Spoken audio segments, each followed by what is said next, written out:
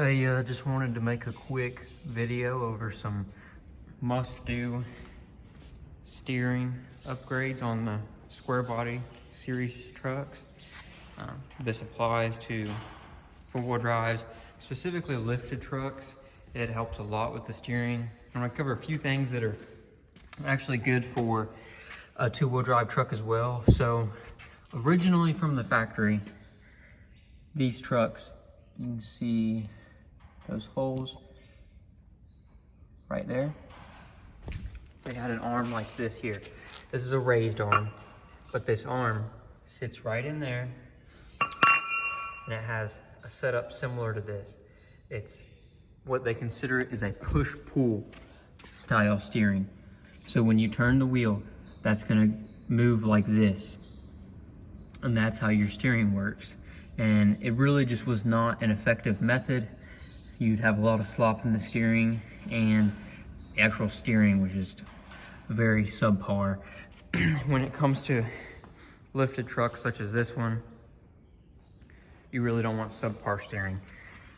So what I have done is what's considered crossover steering. Being that this truck is, or still has, the 6 lug axles, there's a little bit more work that needs to be done. To start off with, it has a two-wheel drive, like a C10 steering box. And then you have this drop arm, and then that's the crossover. Being that it's 6 lug, like I said, there's more work to be done. The 6 lug factory axles did not have a knuckle on this side that's machined. So you have to purchase a machined knuckle in order to put this piece here on, so it attaches across. This is a factory knuckle. As you can see, there's no way that you'd be able to put that piece on there. It's not machined for it. Now, if you have an 8 lug truck, it's a different story. You can do it much easier. So for the most part, that covers the steering, but I also wanted to cover something else that also applies to any square body. This plate here. As you can see, this is a Weld In plate. It comes up on the bottom side as well.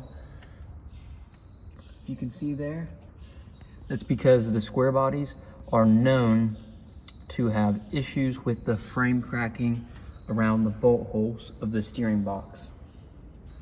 So if you're in here and you're deciding to swap over to crossover steering, which I highly recommend, I'd look for cracks because you most likely have some, and I'd put that piece in. Now, this truck also has, I'm unsure you'll be able to see it. Let's see. There it is. That is a brace for the steering box to keep from having any more issues. Now, the brace has been cut and modified on this truck because of the drivetrain that's in it, but if you just have a factory drivetrain, it'll fit perfectly. It mounts to the front 2 bolt holes on the steering box, and it keeps the pressure. It has another bolt that goes into the front cross member to reduce the pressure, and that way the steering box can't move around at all. This here is also an issue with them. You can swap to a Jeep shaft. I just haven't done that yet. It is something I intend to do, but I hope this can help you guys out. It really is a big help on these trucks driving them. Hope this helps. Thanks.